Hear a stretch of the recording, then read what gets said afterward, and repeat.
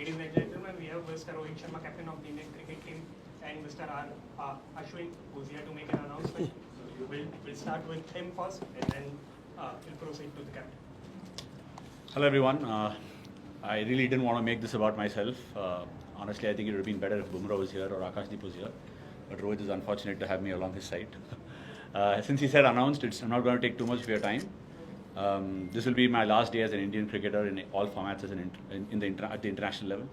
I do feel there's a bit of punch left in me as a cricketer, but I would like to expose and probably showcase that in club level cricket. But this will be the last day, and I've had a lot of fun. I must say I've created a lot of memories alongside Rohit and several of my other teammates, even though I've lost some of them over the last few years. We are the last bunch of OGs, if we can say that, left out in the dressing room, and I would be marking this as my date of having played at this level. Obviously, there are a lot of people to thank, but I would be failing in my duties if I didn't thank the BCCI and the fellow teammates.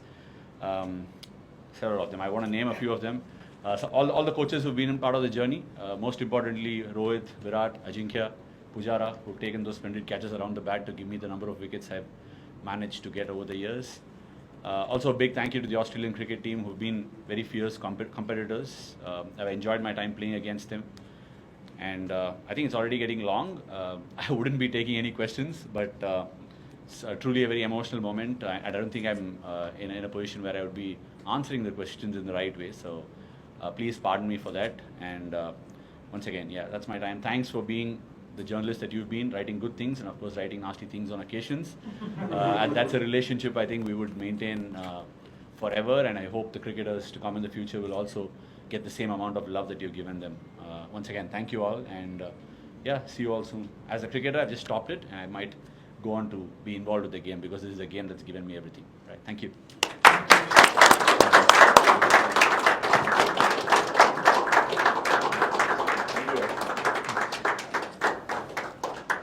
Cheers.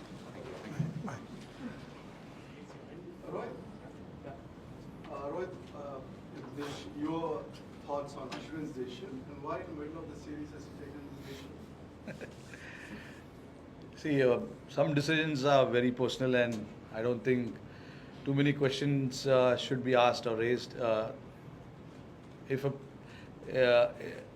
player has a choice, he has to be given that choice, and somebody like Ashwin, who's been there for us for so many years, is allowed to make those kind of decisions on his own, and we as teammates, have to respect it.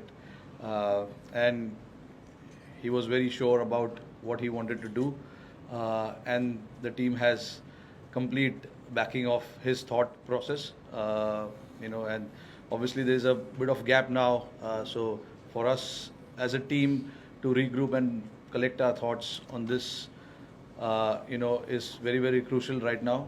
So we've got some time in between so we can think about how we need to proceed further.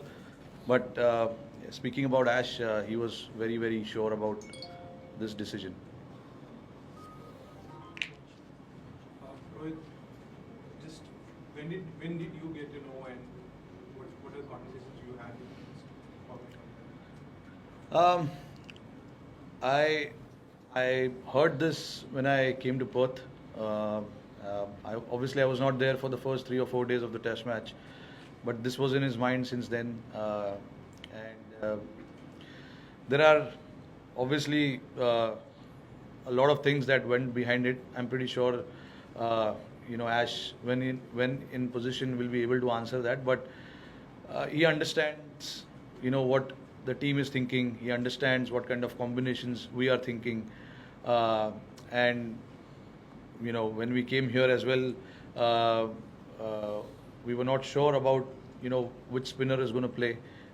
We just wanted to assess and see what kind of conditions we get in front of us. But yeah, when I arrived in Perth, this was a chat we had, and I somehow convinced him to stay for that pink ball Test match. And then after,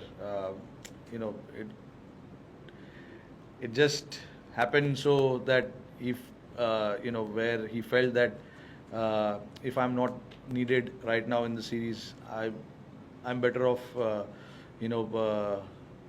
saying goodbye to the game.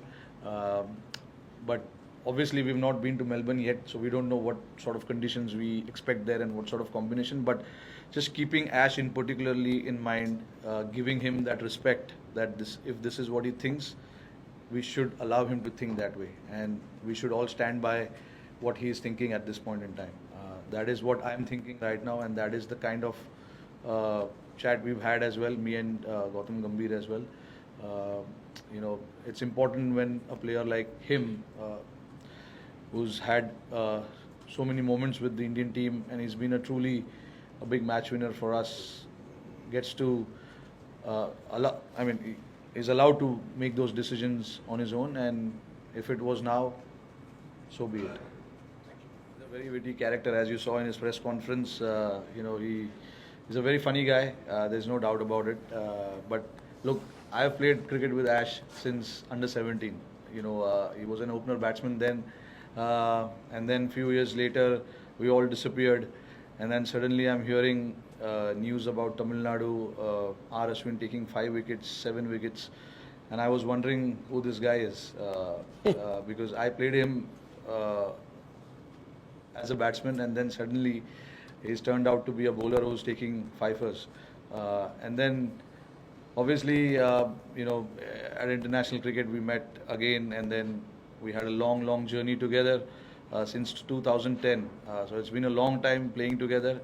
We all know what he's done for this team, so I don't need to repeat it again and again. But a true match winner that India has ever seen, one of the true match winner that India has ever seen in form of Ashwin.